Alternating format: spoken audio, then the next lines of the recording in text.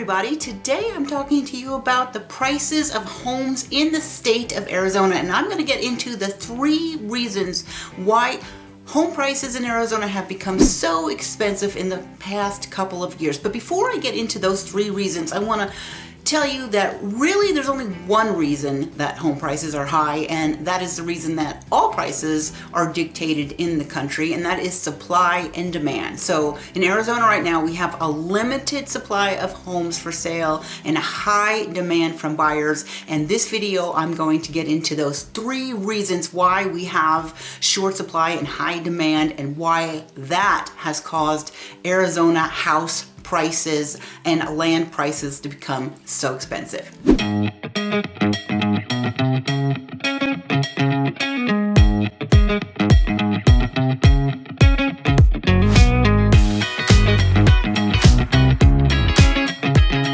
So the first reason for the increased demand in homes in Arizona is due to the increased amount of people that are moving into the state of Arizona every single year from not only the surrounding states like California and New Mexico, other states, Florida and the East Coast, but you also have people coming in from Mexico and outside of the country. So it's a little bit difficult to get an accurate count of how many people come in each year. On the internet I saw counts ranging from 95,000 people a year to 250,000 a year. And the reason it's hard is, one is we're in 2023, so we're not a census year. A lot has changed since the last census.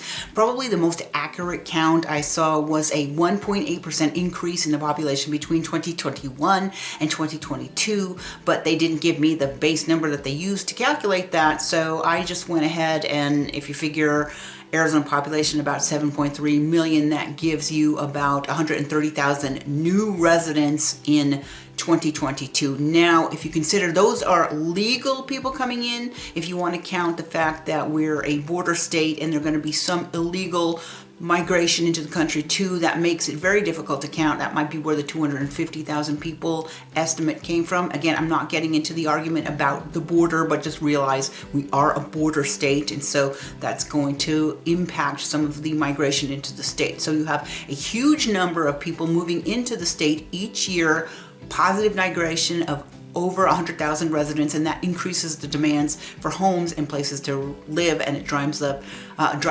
home sales price and actual rental prices as well. So that is the number one issue. Increasing home prices are coming from the increased number of people moving into the state and putting more demand on homes in the state of Arizona.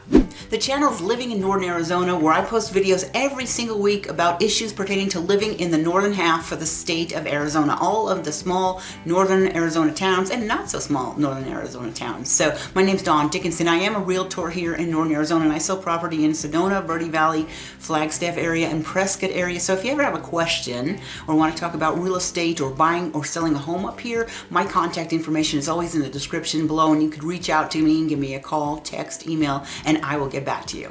The number 2 reason driving up demand for houses in Arizona and making house prices go up is you have a big number of people who are trying to buy homes for investment properties. So there are a couple of different categories I like to put these in. First of all, you have amateur investors, which are people that are looking at TV shows like Fix and Flip on HGTV, and they're thinking, I can make a ton of money picking up a house and putting it up and reselling it. And some people think I could just throw on a couple of coats of paint and redo the landscaping and make a ton of money. And so we have people like that, amateur investors, that are competing with average American family trying to buy a house to live in, and that increases the demand and makes the house price go up. You also have these companies now, and I fell prey for this in 2015, where you had a seminar, learn how to become an investor, and I went into one of these Robert Kiyosaki sponsored programs, and it cost me tens of thousands of dollars that I'm still paying off almost a decade later,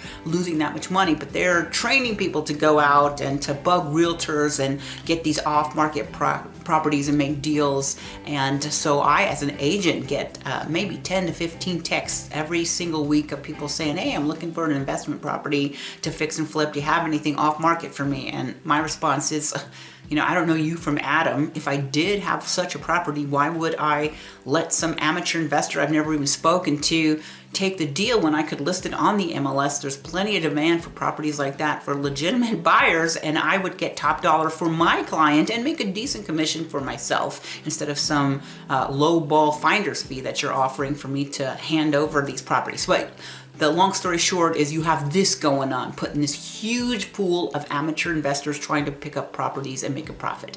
Then you have another pool of professional investors who are flippers who do, I have to say, a very good job. I have people like Andrew the home buyer and Doug Hopkins, which they seem like really good guys, but they have a lot of money and they can advertise on TV, and it probably is very good for the sellers to just sell their house to these guys. They pretty it up, make it very nice. I've seen the after products of some of them listed on the MLS, and they sell homes that way. And so you have these guys competing for properties in the area where you might have a first-time home buyer or an older person who might be happy to buy a 1,200 square foot house or a 1,500 square foot house that needs a little TLC, and then over time, you paint it on the weekends and you get a Christmas bonus and you replace all the floors, and then over time you build equity and make wealth for your family that way. And sometimes older people don't mind moving into a house that's fully functional if it looks like 1984 inside. So these investors, these professional investors that are coming in with cash, could buy a nice house for maybe $350,000 that some smaller first-time families or older people could buy and fix up themselves, but they will pick it up for $325,000, $350,000, pretty it up, and I'll say they do a good job, and then they can resell that that home for $450,000, $475,000, and now that person who would have been qualified for their first home can no longer purchase this beautiful home, because now it's $500,000 because it's all refinished in 2023 with the beautiful marble tops and expensive wood flooring and that kind of thing. So that also is at play in the market. And then you have a third category now where you have huge corporations, big corporations that are coming in, and I didn't research which ones are having a heavy presence in Arizona, but I'm thinking of companies like BlackRock or Blackstone, for instance, will come in and they will buy single family homes that are in the affordable market, and they will take that and turn it into a rental property, and they'll probably never resell that property. They're going to keep that as a rental. And so now average American family, first time home buyer, normal working class people don't have that as an option to pick up and buy for their own home. So you have these big investment companies picking up properties all over the place. And I'm also seeing some builders or investment companies coming in, and they are buying and building entire neighborhoods of single family homes and making it a rental subdivision. Now, I don't see that too much here in like Sedona, Verde Valley, or even in Flagstaff, but in Prescott.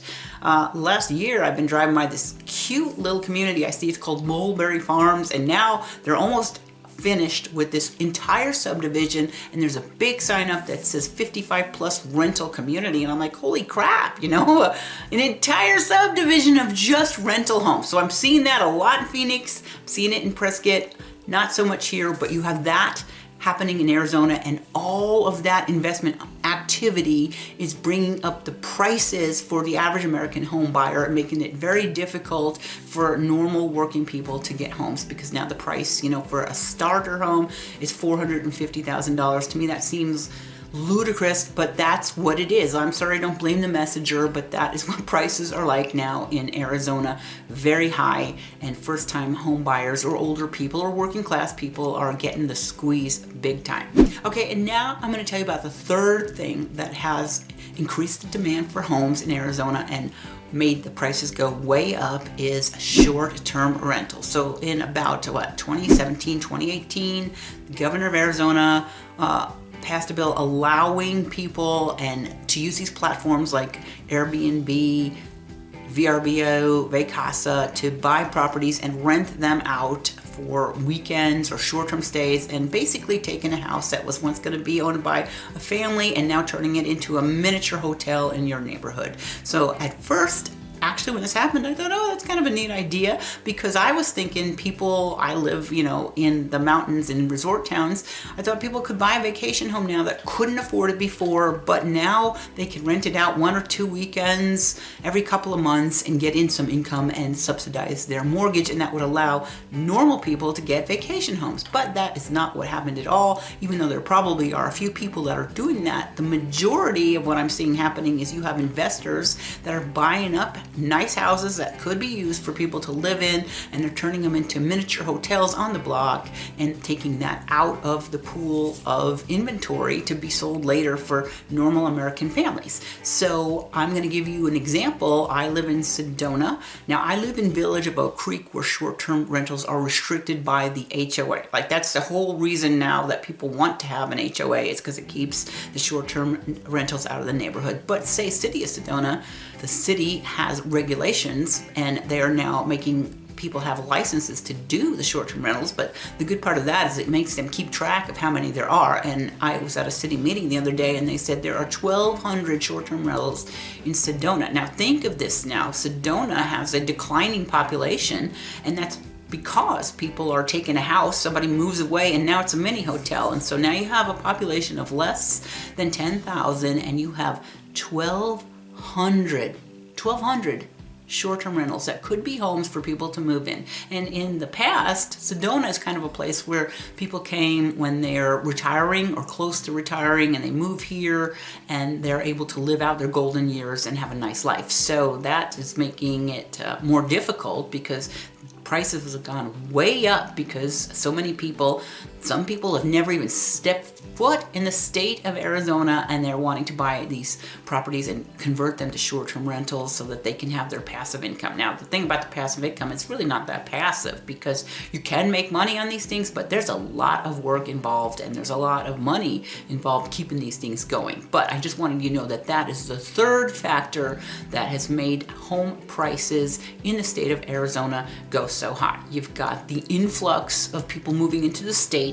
You have investors, all kinds, amateurs, professionals, people that are renting, people that are flipping, buying up a lot of homes, again, increasing the demand, taking the affordable inventory away, because normal American families have a hard time competing with that. You're making it financed by FHA or VA or conventional, and you've got some rich buyer that's paying cash. Harder for normal people to compete with that. Some of them being turned into rentals, some of those being flipped. And then the third category is the short-term rentals, where that's no longer even on the table for a person to live in at all. That's now, a hotel on your block. It's not like we don't have enough resorts here in Sedona. We need 1,200 short-term rentals in addition to all the hotels. But that's what's happening in the state of Arizona. If you're ever curious, like, why are prices so high? I know, I think it myself, but that's how it is. And I just want you to know that's what's going on in the state of Arizona. So that's it. That's all I have for you today. The top 3 reasons why home prices in the state of Arizona have become so expensive. I hope you enjoyed the video, and if you did, please consider giving me a like, a thumbs up. Subscribe to the channel if you like this type of content, because every single week I post a video pertaining to living in the northern half of the state of Arizona. My name's Dawn Dickinson. I am a realtor up here in Sedona, Verde Valley, Flagstaff, and Prescott. So if you ever have a question about buying or selling a home or a piece of land in northern Arizona, feel free to go to the contact information that's listed in the description below and give me a call, text, email, and I will get back to you. I hope you enjoyed the video, and I hope to see you back here again next week.